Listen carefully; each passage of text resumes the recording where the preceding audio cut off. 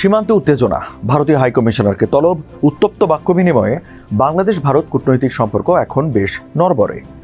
অথচ দক্ষিণ এশিয়ায় ঢাকা দিল্লি সম্পর্ককে একসময় বেশ গুরুত্বপূর্ণ বলে বিবেচনা করা হতো। সেই সম্পর্কই কিনা এখন টানাপোড়েনের মুখে। বিশ্লেষকরা বলছেন, রাজনৈতিক হস্তক্ষেপ আর অভ্যন্তরীণ সমস্যার সমাধান না হলে এই সম্পর্ক ভেঙে পড়ার আশঙ্কা আছে। সাউথ চায়না মর্নিং পোস্টের এক প্রতিবেদনে বলা হয়, বাংলাদেশের সাবেক প্রধানমন্ত্রী শেখ হাসিনাকে আশ্রয় দেওয়া এবং বাংলাদেশের হিন্দুদের অধিকার নিয়ে উদ্বেগ প্রকাশ করায় ভারতের বিরুদ্ধে ঢাকার অভ্যন্তরীণ বিষয়ে হস্তক্ষেপের অভিযোগ উঠেছে। বিশ্লেষকরা সতর্ক করে বলেছেন, উভয় পক্ষ দ্রুত কূটনৈতিক আলোচনায় না বসলে দূরত্ব আরও বাড়বে।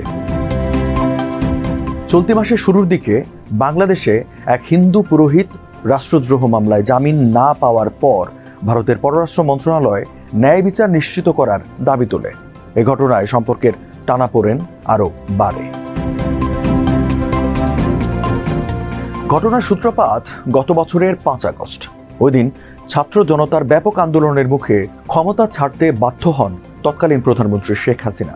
টানা 15 বছর ক্ষমতায় থাকা শেখ হাসিনা ক্ষমতাচ্যুতির পর ভারতে আশ্রয় নেন। বর্তমানে তিনি সেখানেই অবস্থান করছেন। তার নেতৃত্বে আওয়ামী লীগ সরকারের প্রতি ভারতের দীর্ঘদিনের সমর্থন রয়েছে বলে অভিযোগ আছে। ভারত তাকে আশ্রয় দেওয়ায় এই অভিযোগ আরও দৃঢ় হয়েছে।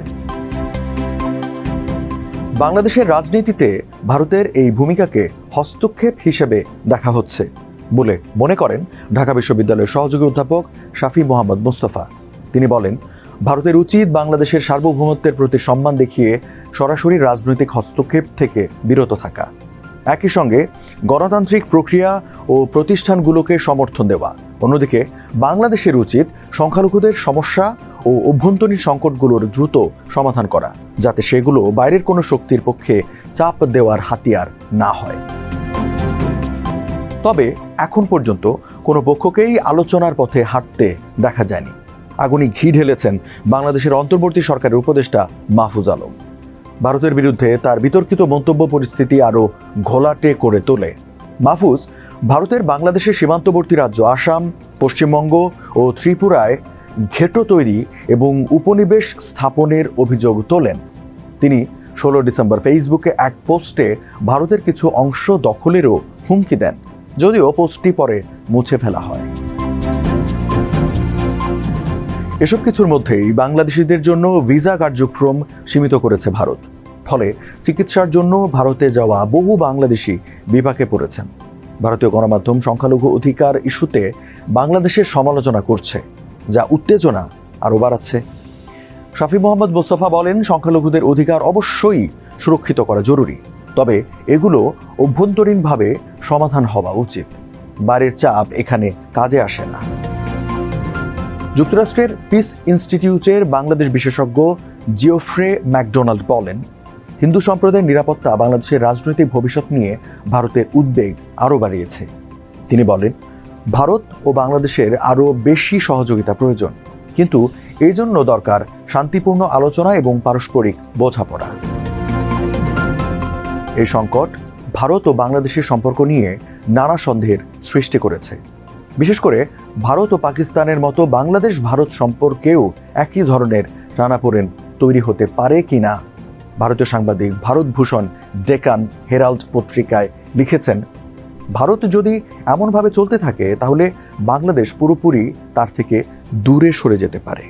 ভারতের কর্মকর্তা নেতাদের উস্কানিমূলক বক্তব্য এবং বাংলাদেশের মানুষের প্রতি ভালোবাসা এবং সহানুভূতির অভাবের কথা উল্লেখ করে তিনি বলেন, আজ বাংলাদেশে ভারতের প্রায় কোনো বন্ধুই নেই। দীর্ঘদিন ধরে ভারত পাকিস্তান সম্পর্ক বিভাজন ও কাশ্মীরের সীমান্ত সমস্যা নিয়ে উত্তেজনার সৃষ্টি করেছে।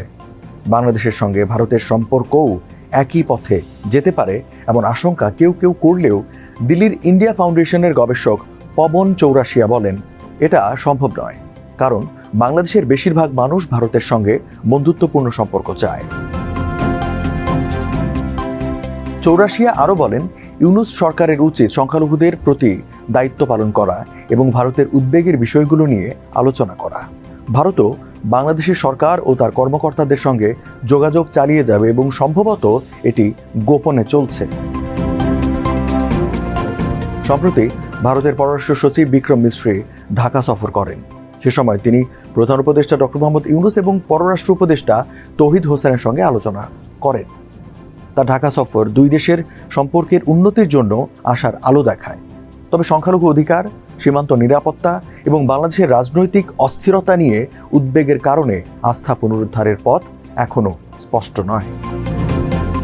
চৌরাশিয়া বলেন, বাংলাদেশ কোন পথে যাবে তা নির্ধারিত হবে আগামী 6-7 মাসে। সরকার গঠন, সংবিধান পরিবর্তন এবং নির্বাচন ব্যবস্থা সংস্কারের মতো বিষয়গুলো এখনো পরিষ্কার নয়।